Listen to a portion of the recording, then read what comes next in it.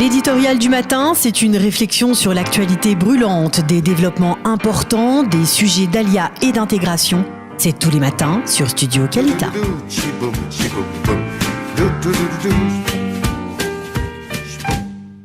8h45, nous allons être dans quelques instants en direct avec David Temstedt qui représente le mouvement orthodoxe Chasse et qui nous donnera sa réaction face à la décision du gouvernement israélien de Binyamin Netanyahou, donc de geler, de suspendre cet accord sur les prières mixtes sur l'esplanade du Kotel dans la partie sud, donc plus au sud de l'esplanade traditionnelle que nous connaissons tous.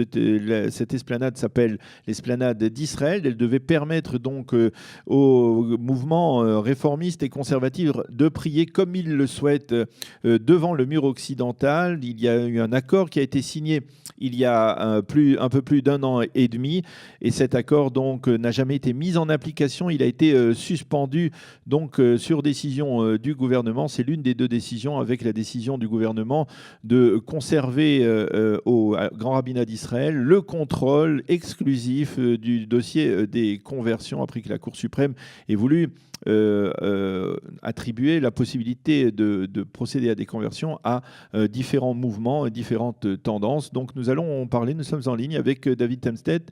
David, Boker Tov.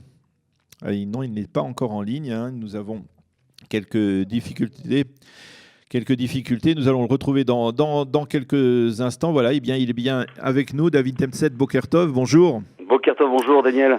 Alors, vous avez très certainement suivi ce qui s'est produit hier avec cette décision du gouvernement israélien de suspendre cet accord qui avait été conclu il y a un peu plus d'un an et demi avec les mouvements réformistes et conservatifs, qui leur permettait de prier sur une esplanade même alternative, on peut dire, sur l'esplanade, à côté de l'esplanade traditionnelle que l'on connaît, donc devant le Kotel, comme ils le souhaitaient, ces mouvements, c'est-à-dire hommes et femmes ensemble. Cette décision a été suspendue sous la pression des mouvements orthodoxes. Quelle est, vous, votre réaction? Je disais que vous étiez l'un des représentants du parti Chasse, en tout cas du monde orthodoxe. Qu'est-ce que vous ressentez après cette décision du gouvernement? Écoutez, dans la presse, il a été dit que les partis orthodoxes ressentaient une grande victoire après effectivement cette décision prise hier par le gouvernement israélien et son Premier ministre, M. Benjamin Netanyahou. Mais je pense que votre terme est exagéré. Il n'y a pas de victoire du monde orthodoxe sur ces frères juifs qu'on appelle les mouvements conservateurs et réformistes. L'idée, c'est qu'effectivement, il y a un an et demi, il y avait une discussion, une opposition idéologique entre effectivement le judaïsme américain, très fortement composé de mouvements réformistes et conservateurs, et qui demandait, qui exigeait d'avoir sur le Kotel, donc le mur occidental, une partie qui leur serait réservée pour prier suivant ce qu'ils appellent eux et ce qu'ils définissent eux comme leur coutume, c'est-à-dire une prière en mixte, hommes et femmes mélangés. Alors bien évidemment, historiquement, on le sait, on l'a vu même sur des photos, le mur occidental a toujours été, même si physiquement, effectivement, avant 48, il n'y avait pas encore physiquement de séparation entre les hommes et les femmes, mais dans le judaïsme, les hommes et les femmes ont toujours prié de façon séparée. L'articulation du féminin et du masculin s'est toujours fait de cette façon-là. Alors, les nouveaux mouvements toutefois, David, il faut bien rappeler, je ne me trompe pas, il y a un an et demi, lorsque cet accord a été conclu, il a été conclu avec avec l'aval du grand rabbin du Kotel, le Rav Shmuel Rabinovitch, qui est un rabbin, on va dire orthodoxe, pour ne pas le dire ultra-orthodoxe, qui n'aurait jamais pu accepter cet arrangement s'il n'avait pas été accepté également par les grandes sommités du monde orthodoxe. Donc il y a eu un moment où le monde orthodoxe a considéré que d'une certaine manière, pour régler ce problème, eh bien, de mettre les réformistes et les conservatifs sur cette esplanade alternative, eh bien, c'était pas une solution tout à fait mauvaise. Pourquoi il y a eu ce changement? Oui, Daniel, vous avez raison. Là, vous me replacez plutôt sur un plan un peu plus politique, et j'essaie de revenir dans mes mots sur ce que vous avez dit hier très bien sur I24. Effectivement, il y a un an et demi, on va dire que le rabbin Rabinovitch avait accepté du bout des dents, face aux pressions très fortes des lobbies des mouvements conservateurs et réformistes du judaïsme américain, d'accepter de leur concéder un terrain, enfin une partie sur la droite du côté du mur occidental traditionnel, une partie qui s'appelait l'espace Israël, à côté du musée Davidson. Effectivement, c'est ce qui était décidé il y a un an et demi. Mais comme vous l'avez très bien bien dit hier soir, les choses et la situation politique a changé. Il faut dire qu'il y a 1 an et demi, c'était l'administration Obama qui dirigeait donc les États-Unis et que Benjamin Netanyahu avait eu besoin du lobbying très fort des mouvements réformistes et conservateurs, puisqu'il faut rappeler quand même que dans les 2 chambres du Sénat et la Chambre des représentants aux États-Unis, il compte 27 députés qui sont tous réformistes et conservateurs, et donc il avait besoin à l'appui de ces députés, de ces représentants, pour passer son message, à formuler son discours contre donc l'accord qui avait été passé entre les États-Unis et les puissances occidentales et l'Iran. Aujourd'hui, les choses ont changé. L'administration Trump aujourd'hui est au pouvoir avec ses 3 conseillers, dont son gendre Jared Kushner et ses 2 autres conseillers, qui sont beaucoup plus proches et beaucoup plus proches du mouvement néo-orthodoxe et du judaïsme orthodoxe aux États-Unis. Et donc, c'est pour cela qu'aujourd'hui, Benjamin Netanyahu n'a plus besoin, ou en tout cas a besoin de façon beaucoup moins directe de ce soutien du judaïsme conservateur et libéral, et que d'autant plus que ces députés et ces représentants sont du côté des démocrates et non pas des républicains. Donc voilà le deuxième point important pour comprendre ce qui s'est passé effectivement hier, mais on pourrait rajouter aussi un point important, c'est que M. Benjamin Netanyahu s'est finalement résolu dans cette direction vu la réalité du terrain. Il faut savoir qu'effectivement les mouvements conservateurs et libéraux aux États-Unis sont très puissants, c'est un lobbying financier très important, mais qu'en Israël ils n'ont aucun relais politique, ce qui veut dire que la population israélienne, et ça nos auditeurs doivent le savoir, dans la mentalité israélienne il y a une très forte discussion et on va dire même de lutte idéologique entre les mouvements orthodoxes et religieux du Bayit Hayoudi, même de Naftali Bennett, et le monde qu'on appelle le monde Chiloni, nos frères donc qui sont un peu égarés pour l'instant, qui sont éloignés de la Torah et qui ne veulent pas d'une pratique, on va dire, officielle et forcée du judaïsme dans le pays d'Israël. Tandis que le mouvement finalement libéraux et conservateur, qui est un mouvement original et qui est typiquement américain, n'est pas présent dans la population israélienne. Donc Netanyahou, il y en a tout de même. Il y a quelques très faiblement, avec aucun représentant parmi les députés à la Knesset, ou de façon par ricochet, ils ont effectivement, grâce à leur lobbying financier, des gens qui portent un peu leur parole, mais cela ne se définit pas dans un parti politique. Et en Israël, quand politiquement on n'est pas représenté à la Knesset, et d'ailleurs c'est vrai pour nous aussi les Français, on compte beaucoup moins. Alors il y a des jeux d'influence, il y a beaucoup de moyens qui sont mis en œuvre, il y a une déception effectivement des libéraux et des conservateurs qui, comme vous l'avez dit, va se traduire dans des façons de refuser certaines rencontres avec Benjamin Netanyahou. Mais aujourd'hui, Benjamin Netanyahou, regardant la réalité, regardant son obligation de ses obligations par sa coalition gouvernementale, il est obligé donc de faire marche arrière. Effectivement, les partis religieux, les partis orthodoxes sont contents de cette décision qui va dans leur sens de leur foi et de leur idéologie. Alors je le disais, les partis orthodoxes crient victoire, mais est-ce que ce n'est pas prématuré dans la mesure où il est tout à fait probable c'est inimaginable que cela se passe autrement, que ces mouvements ne déposent pas un recours devant la Cour suprême. Or, on sait que la Cour suprême et le monde orthodoxe ne s'entendent pas véritablement très bien. Est-ce que finalement on ne risque pas de se retrouver, ça ne risque pas d'être une joie prématurée du côté du monde orthodoxe, cette décision ? Écoutez, mon avis, c'est difficile de se prononcer là-dessus. Effectivement, dans les journaux, on va renvoyer la balle vers le Bagatz, toujours la Cour suprême, pour essayer de trancher, pour de contrer les décisions gouvernementales qui ne plaît pas à telle ou telle frange de la population ici ou aux États-Unis. Mais il faut savoir que les mouvements conservateurs libéraux sont des juifs de la diaspora qui ne montent pas forcément en Israël, qui ne sont pas ici présents. Donc il est difficile pour eux effectivement d'appuyer très fort d'influencer de façon très forte sur ce point le Bagatz. Par contre, ce que je crois plus, et là où ce sera plus difficile, c'est effectivement la discussion qui est aussi en cours au Bagatz et au gouvernement, c'est l'ouverture des supermarchés à Tel Aviv. Et là-dessus, effectivement, il y a une population qui habite à Tel Aviv et une population chilonite, qu'on appelle chilonite, qui se bat beaucoup plus fortement, qui est présente sur le terrain, qui est ici, et qui là, effectivement, fera tout, dont un appel au Bagatz et une influence très forte sur le Bagatz, pour essayer de faire infléchir les décisions du gouvernement dans leur sens.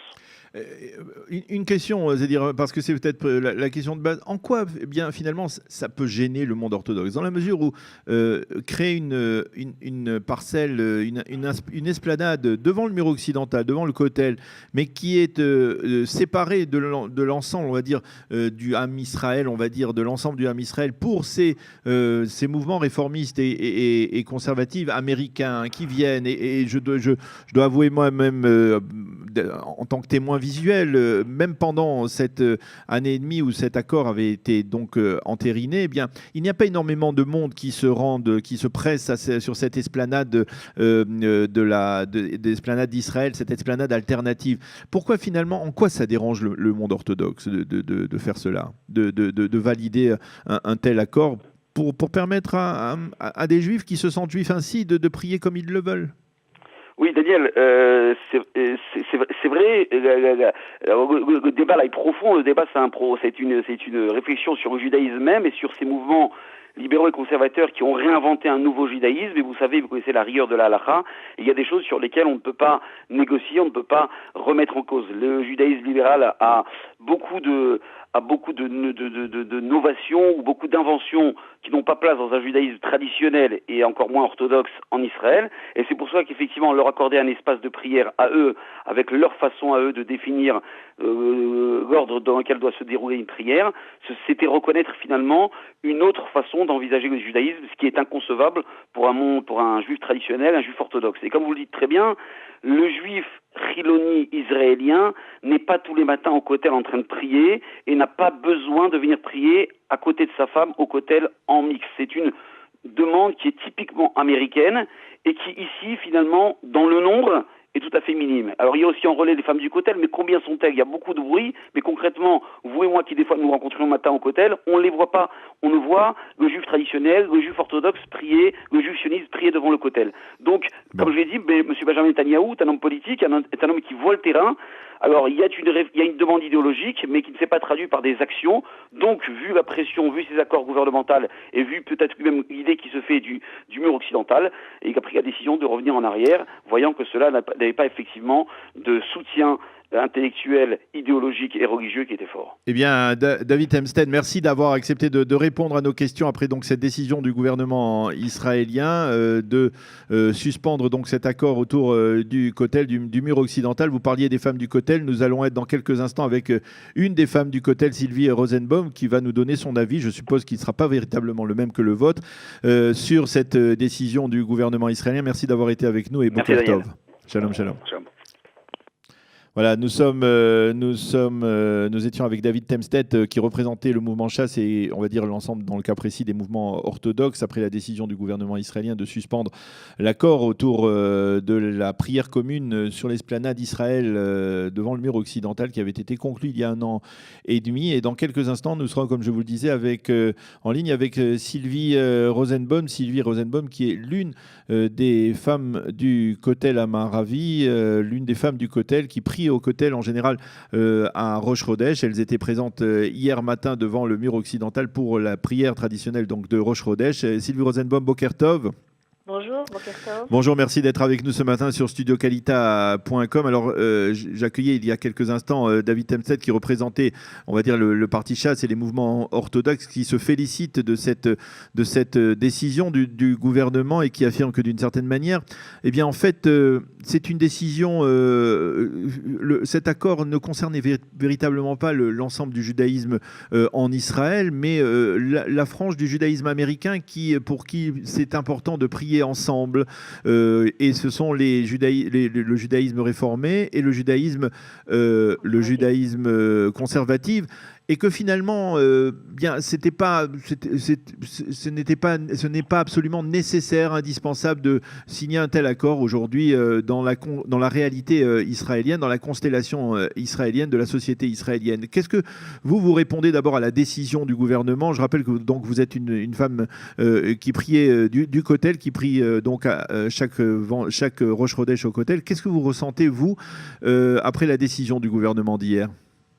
Bien, tout d'abord, en tant que femme juive israélienne, je suis terriblement déçue, mais surtout ça me projette quelques années en arrière,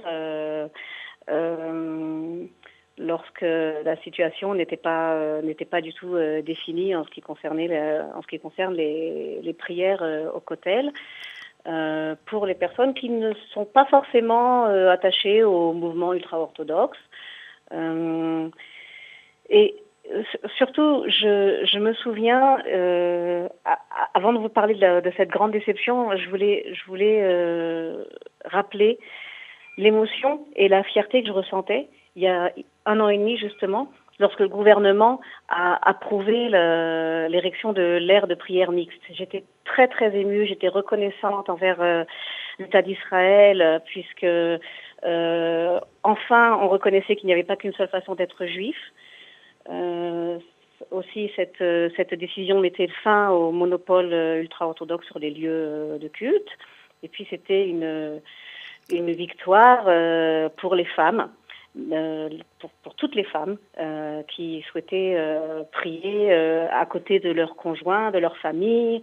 Cette ère mixte pouvait vraiment leur rendre service. Et puis, j'étais très fière que l'État d'Israël... Vous avez eu le sentiment que c'était le début d'une démarche qui allait dans le sens, on va dire, des judaïsmes réformistes et conservatifs au sein même de cette société israélienne qui, on va dire, est on va dire sous le contrôle, on va dire presque exclusif du judaïsme orthodoxe et du grand rabbinat d'Israël. Mais en fait, finalement, il faut bien se rendre à l'évidence, tout est politique dans cette affaire. C'est-à-dire même lorsque le Binyamin Netanyahou et le gouvernement israélien ont pris cette décision, il s'agissait d'une décision politique qui s'imbriquait dans une constellation politique particulière. Et aujourd'hui, on est peut-être dans une autre constellation qui fait que Binyamin Netanyahou a besoin des partis orthodoxes pour consolider sa coalition. Et donc, quelque part, aujourd'hui, le judaïsme américain, réformiste et conservatif a moins d'importance. N'a plus le même poids, c'est tout à fait clair. Mais ces considérations politiques, moi je ne peux pas rentrer dedans parce que je ne suis pas du tout une spécialiste. Je sais que l'enjeu est très très fort, mais enfin, comme vous le dites, Binyamin Netanyahou a en fait laissé tomber le soutien qu'il promettait pour les communautés conservatives et réformées et pour les Neshot HaKotel, les femmes du Kotel. Maintenant, en fait, il se rend compte qu'il n'a plus vraiment besoin du soutien, de la force du judaïsme américain, donc qui est plutôt tourné vers un judaïsme ouvert, comme on l'appelle, conservatif. Mais c'est pas du tout mon domaine, donc je peux pas rentrer dans ce terrain-là. Je dois préciser pour qu'il n'y ait pas d'amalgame et faire véritablement expliquer de manière assez précise qu'il y a une différence entre les mouvements réformistes et conservatifs, dont on parle, qui sont des mouvements extrêmement dominants dans le judaïsme américain, et d'ailleurs je voudrais revenir là-dessus tout à l'heure, et les femmes du Kotel, qui sont des femmes israéliennes, qui, comme je le disais, chaque Rosh Chodesh viennent prier devant le mur occidental, et qui ont, on va dire, des revendications différentes. Et la preuve, c'est que ceux qui se rendent au Kotel à Rosh Chodesh, peuvent voir que les femmes du Kotel, ce mouvement qui donc a plus de 25 ans d'existence, si je ne m'abuse, et peut prier aujourd'hui, on va dire peut-être dans une atmosphère un peu tendue, mais peut prier aujourd'hui sur la partie féminine de l'esplanade du Kotel, l'esplanade traditionnelle que tout le monde connaît,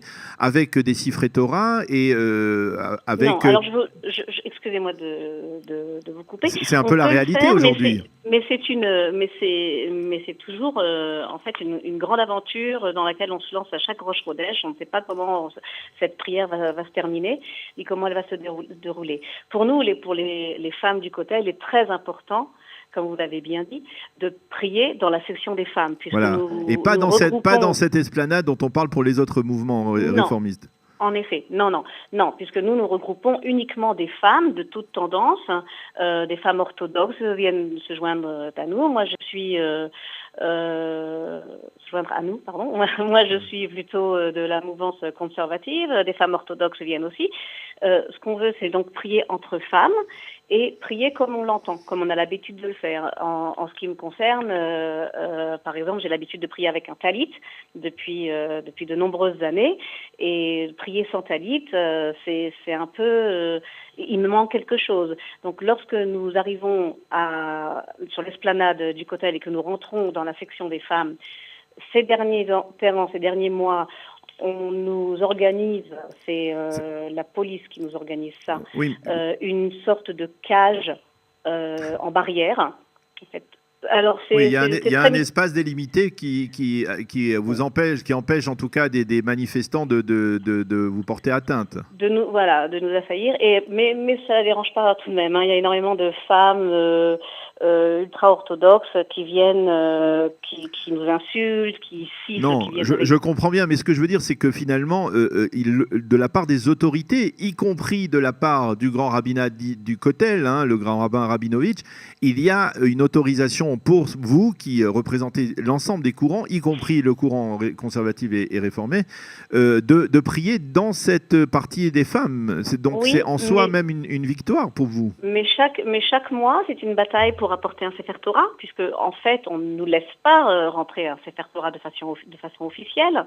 Il faut toujours trouver des méthodes secrètes comme ça pour faire rentrer le Sefer Torah. Une fois qu'il est rentré, on ne le retire pas. On peut en effet faire la lecture de la Torah, mais la police de Rabinovitch, par contre, nous fouille vraiment ouvre les sacs, nous fouille au corps aussi pour vérifier si nous n'avons pas de Sefer Torah sur nous. Ce que je veux dire, c'est que peut-être qu'il y a une différence à faire entre des mouvements qui sont d'essence israélienne et qui représentent toutes différentes tendances et qui ont eu l'autorisation, comme le vôtre, des femmes du Kotel, de venir prier sur l'esplanade traditionnelle, hein, et des mouvements qui viennent du judaïsme américain, qui auraient voulu prier donc sur une autre esplanade, sur l'autre esplanade, et qui, d'une certaine manière, essayent de faire valoir eux aussi leur force et leur représentation.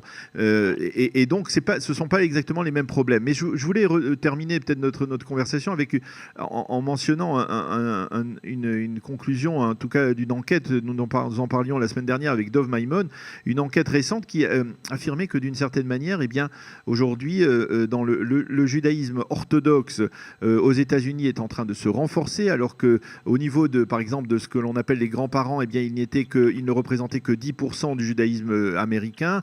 Au niveau des parents, ils représentent déjà plus de 17%, et au niveau des enfants, avec le taux de natalité important dans les mondes orthodoxes, il représente aujourd'hui, il va représenter dans une génération 27% du judaïsme américain, tandis que le judaïsme réformé en particulier, peut-être moins le judaïsme conservatif, mais le judaïsme réformé est en train de s'affaiblir, et que les mariages mixtes entraînent comme résultat que les enfants issus de ces mariages mixtes sans conversion, eh bien, ne se revendiquent plus comme juifs à 80%. Donc, est-ce que peut-être finalement, il n'y a pas là, à travers ce type d'enquête, un symptôme d'une maladie ou d'une problématique au sein du judaïsme américain, du judaïsme réformé américain, qui se traduit ici dans la réalité israélienne comme cela? Tout d'abord, moi, ces chiffres, je ne les connaissais pas, donc je les découvre avec vous. C'est possible, en effet, mais bon, le judaïsme américain, comme vous l'avez dit, est très très fort. Le judaïsme conservatif est très très influent sur le judaïsme. En fait, moi, ce qui me concerne, c'est le judaïsme israélien plus que le judaïsme américain, et c'est sûr qu'il nous influe énormément. Bon, même si la dernière décision, cette décision qui n'en est pas vraiment une, hein, en fait, on a décidé de ne rien décider. Voilà, une suspension. Oui, même si donc ces derniers événements, en fait, veulent nous montrer une victoire de l'ultra-orthodoxie. Je pense que le judaïsme américain continuera à influencer le judaïsme Israël, et j'espère qu'il continuera à ouvrir encore les esprits, même si Benjamin Netanyahou sans doute nous montre qu'il lâche un peu. Qu'il a d'autres intérêts. Oui. Voilà, merci beaucoup Sylvie Rosenbaum d'avoir été avec nous ce matin sur studioqualita.com pour nous parler donc de vos sentiments après la décision donc du gouvernement dont nous avons parlé abondamment au cours de cette matinée. Merci d'avoir été avec nous et Boker Tov. Shalom, shalom. Merci, au revoir. L'éditorial du matin, c'est une réflexion sur l'actualité brûlante, des développements importants, des sujets d'ALIA et d'intégration. C'est tous les matins sur Studio Kalita.